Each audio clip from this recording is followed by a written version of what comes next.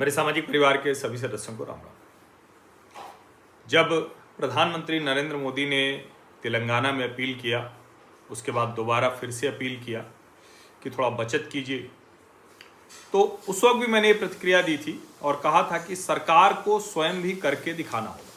यानी सरकार सब कुछ करती हुई दिखे तो ही लोग उसको मानेंगे, उनके ऊपर असर होगा। नरेंद्र मोदी इस मामले में मेरा यह मानना है कि जैसे महात्मा गांधी की बात का असर होता था, जैसे लाल बहादुर शास्त्री जी की बात का असर होता था, इंदिरा जी की भी बात का असर होता था, नरेंद्र मोदी उस श्रेणी में है और नरेंद्र मोदी ने वो करके दिखाया है। इसलिए उनके ऊपर लोगों का भरोसा बहुत है, विश्वास बहुत है। अब सबसे पहले एक तो ये कि ये जिस संकट की बात की जा रही है, क्या वो संकट सिर्फ हमारा है?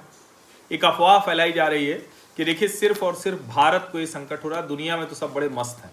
ये अफवाह है। तो मैंने कहा इसको ठीक से इसको पहले मैं बता दूं कि ये क्या, ये सिर्फ भारत के प्रधानमंत्री की चिंता सता रही है, जो होर्मुज जल डमरू मध्य है, जो ऑयल क्राइसिस है, उसकी जो कीमतें बढ़ती जा रही हैं, वो सिर्फ भारत की चिंता है। तो इसको जरा समझिए। एक तो सोने वाला मसला तो स्पष्ट समझिए, 830 लाख करोड़ एक अनुमान है कि भारत में वो सोना पड़ा हुआ है। सोना महिलाओं का गहना भी हो सकता है, सामान्य गहना हो सकता है, पुरुष की अंगूठी हो सकती है, चेन हो सकती है, दूसरी चीजें भी हो सकती हैं, लेकिन उसमें ब्लैक वाले भी हैं, काला बाजारी वाले भी हैं, सिल्ली रखे हैं, बिस्किट रखे हैं, वो सब भी। अब वो सब कितना निकल पाएगा, क्योंकि एक ये भी है कि पारंपरिक तौर पर लोग इसको निवेश भी मानते हैं। और एकदम से ये मत मानिए भैया कि सोना महिलाएं पसंद करती हैं तो सिर्फ शौक के लिए, कठिन समय में काम भी आता है।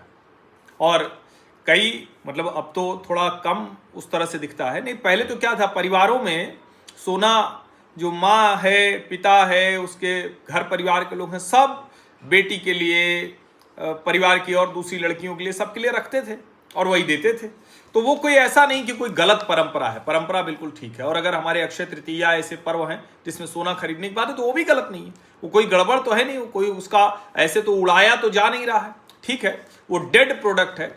और चूंकि अगर 1 किलो हम 1 किलो ही पैदा कर पाते हैं यहाँ और 99 किलो बाहर से लाना पड़ता है, अगर 100 किलो का अनुपात ले तो जाहिर है डॉलर मजबूत होता है, हमारी मुश्किल होती है।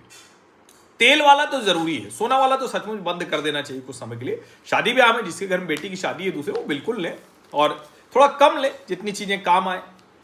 जहां तक तेल वाला मसला है तो तेल देखिए भारत सरकार ने कमाल का काम किया है और उसको केंद्रीय पेट्रोलियम मंत्री हरदीप सिंह पुरी भी बता रहे हैं कि कोई समस्या नहीं है, तेल आ जाएगा, लेकिन 1000 करोड़ रुपए प्रतिदिन ये घाटा है। तो कोई कहेगा कि सरकार ही तो करती है, हमसे ही तो टैक्स लेती है, तो घाटा क्या, सरकारी तेल कंपनियां ही तो हैं। और इसको अच्छे अच्छे लोग एक कुतर्क करते हैं जो पढ़े लिखे लोग होते हैं। अरे भाई ठीक बात है, सरकारी तेल कंपनी फायदे में रहेगी तो उसका उपयोग करेगी, उस हिसाब से चीजें चलेंगी। पिछले 4 वर्षों में तेल की कीमतें बढ़ी नहीं। कोई कहता है ना कि कम हुई तो घटी क्यों नहीं, तो बढ़ी भी नहीं। और अभी सरकार ने 10-10 रुपए डीजल और पेट्रोल पर एक्साइज ड्यूटी खत्म कर दिया, यानी जो सरकार के खजाने में जा रहा था उसको खत्म कर दिया। और ये कितना बड़ा है, कल मैंने अपने एक्स अकाउंट पर डाला भी था। वो सीआईआई के एक कार्यक्रम में उदय कोटक, बड़े देश के बड़े उद्योगपति हैं, सीआईआई के एनुअल बिजनेस समिट में बोल रहे थे और उन्होंने कहा कि India needs to be ready for tough times. वो कह रहे हैं कि बड़ा शॉक आ रहा है, बहुत मुश्किल होने जा रही। वो कह रहे हैं कि it's coming and it is coming big.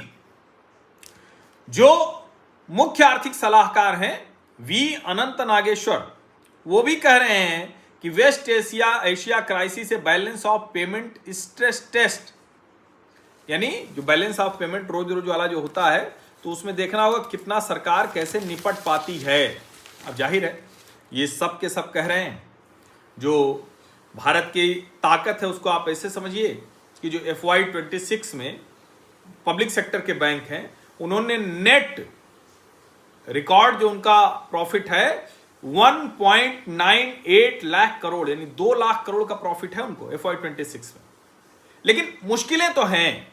और जब करेंट अकाउंट डेफिसिट की बात करते हैं, इन्फ्लेशन की बात करते हैं, रूपी स्टेबिलिटी की बात करते हैं, तो इसका सीधा सा मतलब हुआ कि ये सारी समस्याएं हैं जो हमारे सामने आ गई। और जो मैंने बताया कि तेल की कमी नहीं हो रही है, लेकिन तेल की कीमतें इतनी बढ़ती चली जा रही हैं, तो उसको कैसे बैलेंस करेंगे, ये एक बड़ा सवाल है। अब मैं देख रहा था तो प्रधानमंत्री नरेंद्र मोदी उनके काफिले में कटौती होगी। PM cuts convoy government departments to adopt austerity measures. अब कल हमने चर्चा की थी कि वो मध्य प्रदेश पाठ्य पुस्तक निगम का अध्यक्ष बना, वो व्यक्ति क्या ही कहे, और वो पता नहीं कितने 100 गाड़ियों के काफिले से वो चले गए सज्जन, उज्जैन से भोपाल पहुंच गए। ये पता नहीं कैसे उनको हो गया, लेकिन ऐसे लोगों की आलोचना हुई और मुझे लगता है कि आलोचना होनी भी चाहिए। पीएम ने कहा है काफिला छोटा करेंगे। एसपीजी को भी कहा गया है कि उसके लिहाज से आप इसको ठीक कीजिए। जो इलेक्ट्रिक व्हीकल है उसमें भी शामिल होगी, यानी अगर 100 कार पीएम के व्यवस्था में बंदोबस्त में थी तो अब 50 ही रह जाएगी, क्योंकि और तो जरूरी होगा। लेकिन ये सब कुछ ये कह दिया गया है और इलेक्ट्रिक व्हीकल इसको मतलब प्रोत्साहित किया जाएगा और लाया जाएगा। और ये भी लिखा हुआ है कि ऐसा नहीं कि इलेक्ट्रिक व्हीकल के चक्कर में नई खरीद लो, ये भी नहीं किया जाएगा। जो इलेक्ट्रिक व्हीकल है उसी को इसमें शामिल किया जाएगा। योगी आदित्यनाथ ने भी आधा करने का आदेश दे दिए हैं, 2 दिन का वर्क फ्रॉम होम कह दिया है। सब कुछ ये सारी चीजें सामने आ रही। अब कई लोग ये कह सकते हैं, मैं तो देख रहा हूं कि कई लोग वो शुरू कर रहे हैं, हम भी प्रयास करते हैं कि जितना संभव हो जहां जैसे जो, लेकिन मेरा एक और मानना है कि एकदम से विदेश यात्राएं रुकी, लेकिन देश में घूमना मत बंद कीजिए भाई। कोई कहेगा कि जहाज में इसमें उसमें, अरे भाई लगेगा, लेकिन ये सब गतिविधि भी चलते रहना चाहिए। एकदम से इकोनॉमिक गतिविधि रुक न जाए, ये भी समझिए। इकोनॉमिक गतिविधि सब चले, airport, railway station, bus station सब बहुत अच्छे से चलने चाहिए। और जहां जहां संभव है, जितना संभव उसको रोकना चाहिए। तो सोना वाला एकदम तुरंत बहुत जरूरी है, और सोने के अलावा जो पेट्रोल वाला है उसको हम जितना कम कर पाए, मान लीजिए जो डीजल पेट्रोल चल रहा है उसको। लेकिन ये मैंने सिर्फ बताया, तो कोई मुख्य आर्थिक सलाहकार उदय कोटक या केंद्रीय पेट्रोलियम मंत्री या केंद्रीय वाणिज्य मंत्री वही नहीं प्रधानमंत्री की चिंता को आगे बढ़ा रहे हैं। मैं जब देख रहा हूं तो दुनिया भर के नेता इस तरह के शब्दावली का इस्तेमाल कर रहे हैं। Economic crisis, downturn, recession, catastrophe, ये सब शब्द हैं जो इस्तेमाल हो रहे हैं। क्यों इस्तेमाल हो रहे हैं? वही अमेरिका ईरान का विवाद, वही स्टेट ऑफ हॉर्मुज, वही वेस्ट एशिया क्राइसिस, वही सब कुछ है। अब ये जो स्टेट ऑफ हॉर्मुज डिसरप्शन है, इसने सप्लाई चेन पर बहुत बुरा असर डाला है, और जाहिर है इन्फ्लेशन भी। जर्मनी, वहां के डिफेंस मिनिस्टर है बोरिस पिस्टोरियस, उन्होंने क्या कहा कि Iran war and economic catastrophe for the world's economies. वहां के जो चांसलर हैं फ्रेडरिक मर्ज, उन्होंने कहा कि lasting consequences and prolong burdens on Germany house holds. Finance minister वहां के क्या बोले, लार्स क्लिंगबील, उन्होंने कहा कि ट्रंप इस इररिस्पॉन्सिबल वॉर के लिए जिम्मेदार हैं, जिसकी वजह से एनर्जी शॉक लग रहा है, रेवेन्यू ड्रॉप हो रहा है। अब जर्मनी के ये नेताओं की बात मैंने की, चांसलर की, डिफेंस मिनिस्टर की, फाइनेंस मिनिस्टर की। यूनाइटेड किंगडम के ऑफिशियल्स कह रहे हैं, वहां के चांसलर रशल रीव्स कह रहे हैं, वो कह रहे हैं जिस तरह के हालात हैं इसमें बहुत मुश्किल होने जा रही है। वो तो रिसेशन का भी रिस्क बता रहे हैं, यानी मंदी मतलब जब 2 क्वार्टर कम से कम वो माइनस में चली जाए तो उसको मंदी कहते हैं। तो हमारे यहां तो खैर ये संकट अभी नहीं आने वाला। चलिए, यहां के लोग बहादुरी में अमेरिका और चाइना की बात करते हैं। तो अमेरिका में तो जो कीमतें बढ़ी हैं सबको पता ही हो, तो डॉलर की वजह से सस्टेन करता है। पता नहीं इस डॉलर से कब मुक्ति मिलेगी, कुछ और तरीका तो निकालना चाहिए। चाइना को ले ले, चाइना के प्रेसिडेंट शी जिनपिंग ने कहा the international order as crumbling into disarray amid border economic concerns. China को भी यह संकट दिख रहा है। इटालियन पीएम जॉर्जिया मेलोनी वो भी कह रहे हैं कि बहुत खतरनाक स्थिति हो गई है। G7 कंट्रीज, यूरोपीय यूनियन के देश, वो भी यही बोल रहे हैं। इंस्टीट्यूशनल वार्निंग्स आ रही। IMF has issued the strongest alerts with scenarios risking a close call for global recession due to oil prices and energy crisis। ये प्रधानमंत्री नरेंद्र मोदी सिर्फ ऐसा नहीं है कि चुनाव के लिए रोक लेना था, चुनाव के बाद कर देना था, कीमत बढ़ा देंगे, 15 रुपया बढ़ेगी पेट्रोल, 45 रुपया डीजल, इतना भर नहीं है भैया। दुनिया में जो आता हुआ दिख रहा है, जिसको दुनिया के सारे राष्ट्राध्यक्ष देख रहे हैं, जिसको दुनिया की सभी संस्थाएं देख रही हैं, ये हालात है, इसको समझिए। अब हो सकता है कि अभी भारत, जर्मनी, सिंगापुर ऐसे कुछ देश आपको दिख रहे होंगे जो सीधे इस तरह की वार्निंग दे रहे हैं, लेकिन मोटा मोटा सारे लोग ये बात कह रहे हैं कि संकट तो बड़ा है, संकट बहुत बड़ा है। अब जो सिंगापुर के जो प्राइम मिनिस्टर हैं, उन्होंने तो बहुत साफ साफ कहा है कि भैया ये बड़ी क्राइसिस होने जा रही है। यूरोपीय यूनियन के नेता कह रहे हैं कि ऐसी क्राइसिस होगी जो आसान नहीं होगा। और भारत में पेट्रोलियम मंत्री ने फिर से स्पष्ट किया 60 दिन का क्रूड ऑयल, 45 दिन का एलपीजी रिजर्व ये है हमारे पास। लेकिन जब उदय कोटक कहते हैं the shock is coming and it is coming big, तो हमें यह ध्यान रखना पड़ेगा, वरना वीरप्पा मोइली का वो याद आता है कि रात 8 बजे के बाद सभी पेट्रोल पंप बंद करने पड़ेंगे। आपके पास 3 गाड़ी है तो एक का इस्तेमाल करिए, घर से बाहर निकलना बंद कीजिए। 2013 में, और इसीलिए जब लोग कहते हैं हम किस युद्ध में हैं, हम युद्ध में नहीं हैं, लेकिन ये जो युद्ध है ये तो सब पर भारी पड़ रहा है, सिर्फ हमारे लिए नहीं है। और ये देखिए, we have ramped up our domestic production of LPG which used to be 36,000 metric tons per day, we have now taken it up to 54,000, यानी 36,000 टन हम उत्पादन करते थे, 54,000 टन करने लगे एलपीजी का। हम अपनी सारी तैयारी, अपना सारा काम कर रहे हैं। अब इसी के बीच में नीति आयोग का आया है, Niti calls for 2 year construction ban as West Asia crisis drains economy. ये आया है, अब वो छप गया तो नीति आयोग को स्पष्टीकरण देना पड़ा। This is to clarify that no such recommendation in any form has been made by Niti Aayog calling for a construction ban.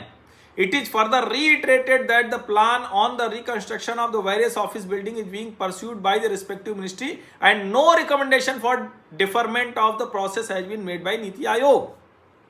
अब देखिए, ट्रिब्यून ने एक खबर छाप दी कि भैया कह रहे हैं 2 साल तक कंस्ट्रक्शन पे बैन लगाओ। संकट है, लेकिन बहुत से लोग इसका लाभ भी लेंगे। अब नीति आयोग के हवाले से गलत खबर चला दी, कंस्ट्रक्शन बैन नहीं हो रहा है, और ये समझना बहुत जरूरी है। और देखिए, हम अपनी सप्लाई चेन को अभी भी संभाले हुए हैं।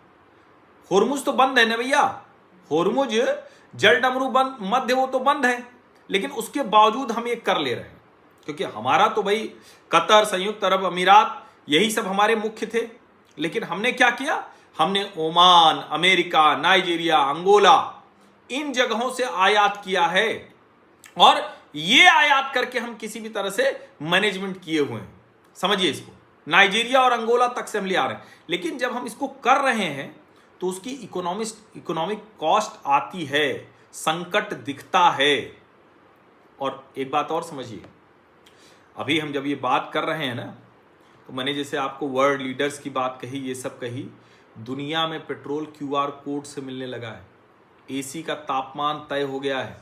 दुनिया के लगभग 40 देशों ने पेट्रोल डीजल बचाने के लिए रोक तक लगा दी है। तो ऐसा नहीं है, नरेंद्र मोदी ने जो कहा ये तो एहतियात की बात कर रहे हैं, लेकिन बहुत से देशों में एहतियात से बहुत आगे मामला चला गया है। और इसीलिए मैं कह रहा हूं कि जो भी जब ये कह रहा है, पाकिस्तान तो बहुत पहले से कर रहा है, 4 दिन का वर्क वीक लागू कर दिया है, 50% रिमोट वर्क है, विदेश की यात्राओं पर रोक है, 8 बजे बाजार बंद, सरकारी मीटिंग बंद, श्रीलंका स्कूल बंद कर दिया, सरकारी दफ्तरों में ताला लटका दिया, बुधवार को फोर्स लीव हो गई, स्कूलों का शेड्यूल हो गया, ईंधन क्यूआर कोड से मिल रहा है।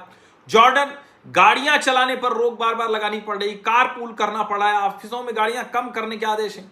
मिस्र, Indonesia, Malaysia, Korea, Panama, Tanzania, ये सब, बांग्लादेश, थाईलैंड, मलेशिया, इन सब ने एसी की सेटिंग तय कर दी है, पंखा चलाइए, एसी मत चलाइए। ट्रांसपोर्ट पर पाबंदी लग गई है, बहुत सी ऐसी चीजें हो रही है। ऑड इवन ड्राइविंग लागू कर दिया है, उसमें भारत ये बहुत बेहतर कर रहा है। ऑस्ट्रेलिया ने एवरी लिटिल बिट हेल्प्स ऐसा अभियान चला दिया है।